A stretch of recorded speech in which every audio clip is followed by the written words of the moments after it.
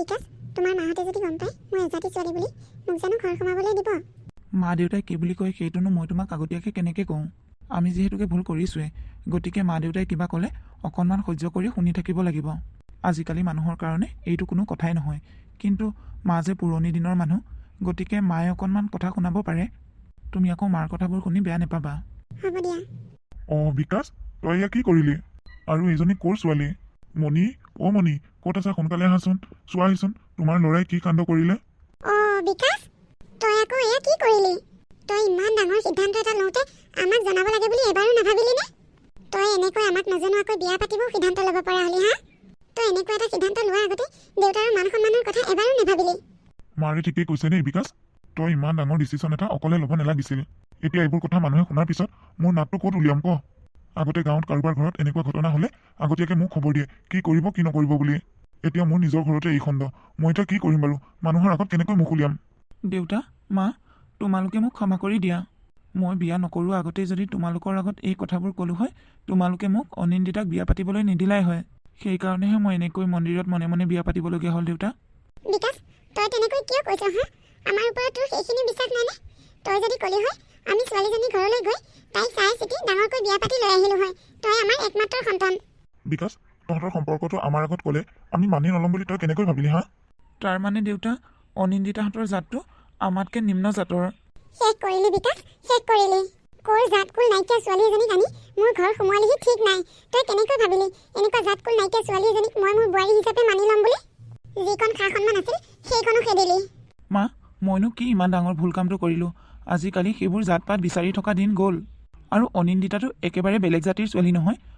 আমাৰ ধৰ্ম একেই, মুঠতে সিহঁতে আমাতকৈ অলপ নিম্ন জাতৰ। সিহঁতেও ভগৱানকেই পূজাৰ কৰে, আমিও ভগৱানকেই পূজা কৰোঁ। তাই যে নিম্ন জাতৰ হ'ল বুলি আমাৰ ঘৰৰ বোৱাৰী হ'ব নোৱাৰিব তেনেকুৱা কি কথা আছে? জাত কুলে এজনী ছোৱালীৰ ভাল বেয়াৰ দিশ নিৰ্ণয় নকৰে নহয়। অনিন্দিতা এজনী ভাল অমায়িক ছোৱালী, আৰু তাই পঢ়া শুনাটো বহুত চোকা। তাই মাষ্টাৰ ডিগ্ৰী কৰি থৈছে। আমাতকৈ অলপ নিম্ন জাতৰ হ'ল বুলিয়ে মই তাইক এৰিব নোৱাৰোঁ নহয়। আৰু তোমালোকে যদি তাইক বোৱাৰী হিচাপে মানি নোলোৱা, তেনেহ'লে আমি দুয়োটাই এইখন ঘৰৰ পৰা ওলাই যামগৈ। হ'ব মনে মনে থাক, বহুত হ'ল আৰু হুলস্থুল কৰি থাকিব নালাগে। যা ভিতৰলৈ যা। তোক ইমান পঢ়াই শুনাই ডাঙৰ মানুহ কৰিলোঁ এইবোৰ দিন দেখিবলৈ। এতিয়া তই বহুত জ্ঞানী হৈ গলি ন? আমাক কথা বুজাব পৰা হলি। মণি, হ'ব আৰু মনে মনে থাকা। তুমি যোৱাচোন ভিতৰলৈ, সিহঁত দুটাক কিবা এটা খাবলৈ দিয়া। মই নোৱাৰোঁ দেই। আপোনাৰ যদি ইমানেই মৰম লাগিছে আপুনিয়ে দিয়কগৈ। কোনো জাত পাত নাইকিয়া এজনী আনি ঘৰ সোমাইছেহি, এতিয়া মই তাইক খোৱা যোগাৰ ধৰি থাকিব লাগে? মই নোৱাৰোঁ। বোৱাৰী, মাৰাৰ কথাবোৰ শুনি বেয়া নাপাবা। তেওঁৰ কথাবোৰ একেবাৰে চিধা চিধি। হ'ব দেউতা। বিকাশ, যা বোৱাৰীক ভিতৰলৈ লৈ যা। আহা অনিন্দিতা। অজাতি ছোৱালী ঘৰ সোমোৱাই বৰ ডাঙৰ ভুল কাম কৰিলে ল'ৰাটোৱে। এতিয়া আৰু শাহু বোৱাৰীৰ যুদ্ধ চাইহে থাকা। সিটো দুদিনমানৰ পিছত যাবগৈ। মইহে মৰিলোঁ। দুই মহৰ যুঁজ এই কৰাৰ মৰণ। এমাহৰ পিছৰ কথা। অনিন্দিতা, মোৰ বেগ চেগ বন্ধা হ'লনে? মই তোমাৰ বেগত সকলোবোৰ বস্তু ভৰাই দিলোঁ। বিকাশ, তুমি তোমাৰ যতন ল'বা। খোৱা বোৱা টাইমমতে কৰিবা। মোৰ কথা তুমি বেছিকৈ চিন্তা কৰি থাকিব নালাগে। তুমি তোমাৰ যতন ল'বা। মই নাথাকিলে তুমি এইখন ঘৰত থাকিবলৈ কিবা অসুবিধা পাবা নেকি? নাপাওঁ বিকাশ, কিয় তেনেকৈ কৈছা? মই ইয়াত অকণো অসুবিধা নাপাওঁ। দেউতাই বাৰু তোমাক বোৱাৰী হিচাপে মানি লৈছে, কিন্তু মাক চোৱাচোন, তোমাক ইমান বেয়া বেয়াকৈ কথাবোৰ শুনাই থাকে। মোৰ এতিয়া তোমাক লৈহে বেছি চিন্তা হৈ থাকিব। তুমি মোক লৈ এনেই চিন্তা কৰি নাথাকিবা। নিজৰ কামবোৰ সময়মতে ভালকৈ কৰি যাবা। অনিন্দিতা, তুমি কিবা অসুবিধা পালে মোক আকৌ ফোনত কথাবোৰ খুলি ক'বা। আৰু তোমাৰ কিবা প্ৰয়োজনীয় বস্তু আনিবলগীয়া থাকিলে দেউতাক ক'বা। মই আকৌ চিন্তা কৰি থাকিম বুলি তুমি মোক যিকোনো কথা এটা নোকোৱাকৈ নাথাকিবা। হ'ব দিয়া, কম। মইতো ঘৰতেই থাকিম, আৰু মা দেউতা মোৰ লগত সদায় থাকিব। মা দেউতাৰ লগত থাকিলে মোৰনো কি অসুবিধা হ'ব? বাৰু দিয়া, তুমি ভালেই থাকিলেই ভাল, মন গা মাৰি নাথাকিবা। যোৱা কাপোৰযোৰ চেঞ্জ কৰি লোৱা। ৰাতিপুৱা সোনকালে উঠিব লাগিব। এতিয়া সোনকালে শুলেহে ৰাতিপুৱা সোনকালে উঠিব পাৰিবা। 2 মিনিট ৰখা নহ'লে। মা, দেউতা, মই যাওঁ দিয়া। যা। ভালদৰে যাবি, নিজৰ যতন ল'বি। হ'ব মা। দেউতা, অনিন্দিতাক অলপ চাবা। হ'ব যা, মই আছোঁ নহয়। তই একো চিন্তা নকৰিবি। তই ঘৰৰ কথা চিন্তা কৰি নাথাকিবি। ঘৰৰ কথা চিন্তা কৰিবলৈ মই আছোঁ। মই আহিছোঁ। শুনিলে, সি যোৱাৰ সময়ত কেনেকৈ মোক ঠাট্টা কৰি থৈ গৈছে? বোৱাৰীৰ দায়িত্ব আপোনাৰ হাতত দি থৈ গৈছে। ক'তনো সি ঠাট্টা কৰিলে? এনেই কিছুমান কথা গাত পাতি লোৱা দেই। তুমি আকৌ এতিয়া বিকাশ নাই বুলি বোৱাৰীৰ লগত অত্যাচাৰ নচলাবা। কি? আপুনি মোক তেনেকৈ কৈছে?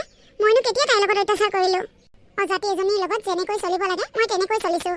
সেইখিনিক অত্যাচাৰ বুলি নকয় নহয়। আৰু আপুনি যদি ভাবিছে সেইখিনি অত্যাচাৰ বুলি, তেনেহ'লে ভাবি থাকক। মোৰ ক'বলগীয়া একো নাই। তোমাকনো আৰু কি বুলি বুজাম?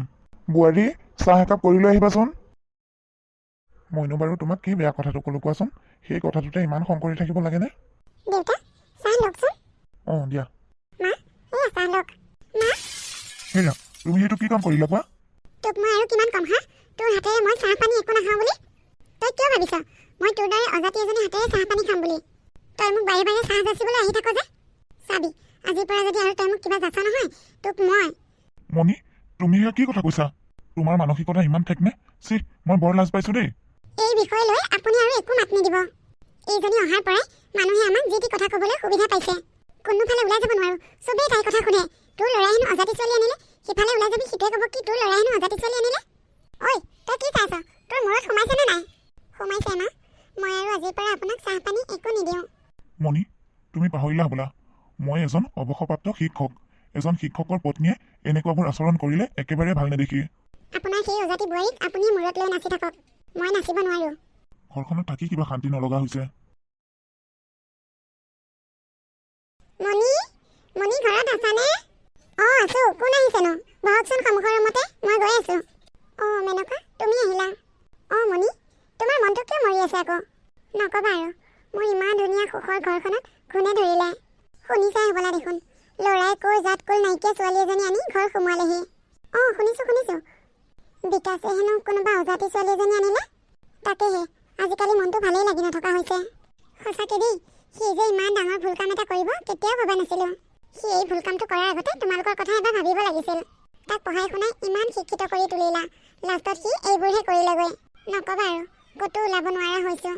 বৰমা এয়া চাহ লওক। অঁ বোৱাৰী, মই তোমাৰ হাতেৰে চাহ নাখাওঁ। কিয় বৰমা? কিয় বুলি সুধিবলৈ আহিছা? তোৰ দৰে অজাতি এজনী হাতেৰে কোনে খাব? তুমি বেয়া নাপাবা বোৱাৰী, আমি হৈছোঁ নিয়ম নীতিত থকা মানুহ। আমি তোমাৰ দৰে অজাতি ছোৱালী এজনী হাতেৰে ঘপককৈ কিবা খাব নোৱাৰো নহয়। আজিয়ে যি চাহ যাচিলা, আৰু কেতিয়াবালৈ আহিলে কিন্তু একো নাযাচিবা দেই। তই কাক সুধি চাহ কৰি আনিলিগৈ হা?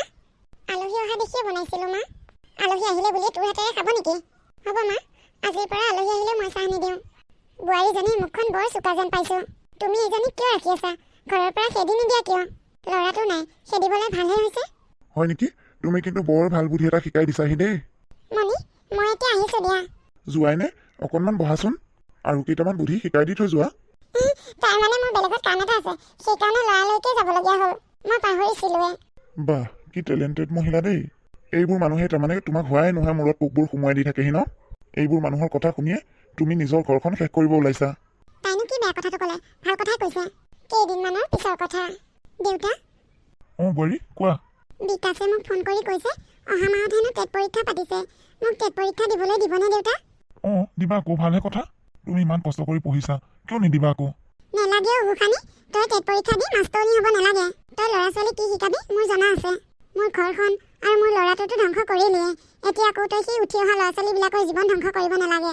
তোৰ দৰে অজাতি এজনীয়ে কি শিকাবি জনা আছে। মণি, তুমি এইবোৰ কি কথা কৈছা? শিক্ষাৰ লগত কিহৰ জাতি অজাতি কথা আছে? বোৱাৰী যেনিবা নিম্ন জাতিয়ে, তথাপিও তাই শিক্ষা দীক্ষা কিমান তুমি দেখিছানে নাই? এইবোৰ ফটোৱা কথা মোৰ ওচৰত নকবা। চব সময়তে ফটোৱা কথা চিন্তা কৰি কৰি তুমি পাগলে হ'লা যেন পাইছোঁ। বোৱাৰী, তুমি তোমাৰ শাহুৰ কথা নুশুনিবা। তুমি পঢ়া শুনা আৰম্ভ কৰি দিয়া, তুমি পৰীক্ষা দিব যাব লাগিব। তুমি এইজনীৰ কথা নুশুনিবা, এইজনী মূৰৰ বিকৃতি ঘটিল যেন পাইছোঁ। যোৱা, তুমি তোমাৰ কাম কৰাগৈ। মণি, এতিয়াও সময় আছে, সলনি হোৱা, নহ'লে কোনোবা দিনাখন ল'ৰাই নি পাগল হৈছা বুলি পগলা ফাটেকত থ'বগৈ। আপুনি এতিয়া সেইজনীৰ কাৰণে মোকো কথা শুনাব পৰা হ'ল। মই তাইৰ কাৰণে তোমাক কথা শুনোৱা নাই, তোমাৰ নিজৰ ব্যৱহাৰ কাৰণে তুমি কথা শুনিছা। হেৰা, বোৱাৰী পৰীক্ষা দিবলৈ যাব ওলাইছে, তুমিয়ে যোৱা নেকি তাইৰ লগত? কেনেবাকৈ যদি বিকাশে গম পাই তাই অকলে পৰীক্ষা দিবলৈ গৈছে, কথাটো বৰ বেয়া হ'ব। আপোনাৰ মৰমৰ বোৱাৰীয়ে পৰীক্ষা দিছে, আপুনিয়ে নাযায় কিয়? মোৰ প্ৰেছাৰটোৱে বৰ দিগদাৰ দি আছে। প্ৰেছাৰটোৱে দিগদাৰ দি নথকা হ'লে গ'লোৱে হয়। দেউতা, মই আহিছোঁ, মোক আশীৰ্বাদ কৰিব, মোৰ যাতে পৰীক্ষা ভাল হয়। মোৰ আশীৰ্বাদ তোমাৰ লগত সদায় আছে, তোমাৰ পৰীক্ষা ভাল হ'ব। যোৱা। মা, আপুনি মোক আশীৰ্বাদ কৰিব। তই মোক আশীৰ্বাদ বিচাৰিবলৈ ক'ত সাহস পালি হা? তোৰ নিচিনা এজনীক মই আশীৰ্বাদ দিম নেকি? যা যা, মোৰ ৰুমৰ পৰা ওলা। এনেও তই মাষ্টৰণী হ'ব নোৱাৰ, তোৰ পৰীক্ষা ভাল নহয়। যা, এইবোৰ চব তোৰ নাটক। কেনেকৈ আমাক ভাল লগাব পাৰোঁ তাকেই নাটক ৰচি আছ। বোৱাৰী, তোমাৰ শাহুৰৰ আশীৰ্বাদ নহ'লেও হ'ব। যোৱা, মই তোমাক আশীৰ্বাদ দিছোঁ, তোমাৰ ইণ্টাৰভিউ ভাল হ'ব। আৰু এই পৰীক্ষাত ভাল কামত যাব সময়ত এনেকুৱা বেয়া মানুহবোৰৰ মুখ চাব নালাগে। তুমি যোৱা যোৱা। আহিছোঁ দেউতা। বোৱাৰীজনী আহিয়ে পোৱা নাই দেখোন। সেইকাৰণে কৈছিলোঁ লগত কোনোবা এটা যোৱাৰ কথা। এতিয়া কি বা হৈছে, ক'ত বা আছে? মানুহজনীও আকৌ কথাবোৰ বুজি নাপায় নহয়। আজিকালি যিহে দিনকালৰ গতি হৈছে, বোৱাৰী জীয়াৰীক অকলে ঘূৰিব যাব দিব ভয়ে হৈছে। দেউতা, বোৱাৰী, তুমি পালাহি? কিয় দেৰি হ'ল আকৌ? গাড়ীৰ কাৰণে ৰৈ থাকোঁতে দেৰি হ'ল দেউতা। এনেকুৱা ক'ৰবাত গ'লে নিজৰ প্ৰাইভেট গাড়ী লৈ যাব লাগে। অঁ কথাটো ভবাই নহ'ল নহয়। বাৰু তোমাৰ এতিয়া পৰীক্ষা কেনেকুৱা হ'ল? ভালেই হৈছে দেউতা। আপুনি বাহিৰত কিয় ৰৈ আছেহি দেউতা? তোমাৰ কাৰণে বাট চাই আছোঁ। দেৰি হোৱাৰ কাৰণে বৰ চিন্তা লাগি আছিল। যোৱা যোৱা, তুমি গা পা ধুই ফ্ৰেছ হৈ লোৱাগৈ। হেৰি, গাটো একেবাৰে ভাল লাগি থকা নাই। এবাৰ ডক্টৰ ঘৰলৈহে যাব লাগিছিল। গা ভাল লগা নাই মানে কি হৈছেনো? মূৰটো ঘূৰাই আছে আৰু বুকুখনো ধপধপাই আছে। এনেই অপ্ৰয়োজনীয় কথাবোৰ চিন্তা কৰি থকা যে সেয়াই বুকুৰ ধপধপনি হৈছে। দেউতা, ভাল খবৰ এটা আছে। ভাল খবৰ? কিনো? আজি টেট পৰীক্ষাৰ ৰিজাল্ট দিছে দেউতা। মই পাছ কৰিছোঁ। এইমাত্ৰ পুতেকে খবৰটো দিলে ফোন কৰি। দেউতা, মোৰ মনৰ আশাটো পূৰ হ'ল। মই চাকৰি পালোঁ দেউতা। এইটো দেখোন বহুত ভাল খবৰ। মই কোৱা নাছিলোঁ তোমাৰ ভাল হ'ব বুলি? মণি মণি কি হৈছে তোমাৰ? মা, কি হৈছে আপোনাৰ? দেউতা, যাওকচোন ফ্ৰিজৰ পৰা ঠাণ্ডা পানী অকণমান লৈ আহক। মা চাগে প্ৰেছাৰ উঠিছে। আনিছোঁ ৰ'বা বোৱাৰী। মা, শুনিছেনে মা? মা কি হৈছে? উঠকচোন। দেউতা, পানী গিলাচ আপুনি মাৰ ভৰিত দিয়ক, মূৰত নিদিব। প্ৰেছাৰ উঠিলে মূৰত পানী দিলে বেয়া। আঁঠুৰ পৰা তলখিনিলৈ দিয়ক। মই এম্বুলেঞ্চলৈ ফোন কৰোঁ। মাক হস্পিটেল নিব লাগিব সোনকালে। হ'ব বোৱাৰী, যোৱাচোন তুমি সোনকালে ফোনটো কৰাগৈ। আপোনালোকৰ ভাগ্য ভাল। যদি আজি সময়ত হস্পিটেল আহি নাপালে হয়, তেনেহ'লে আপুনি কোমাত গুচি গ'ল হয়। আৰু বোৱাৰীজনী এটা বৰ ভাল কাম কৰিলে, ঘৰতে যে ভৰিত ঠাণ্ডা পানী দিলে। বাইদেউ, আজি আমি ৰিলিজ ল'ব পাৰিমনে? অঁ পাৰিব।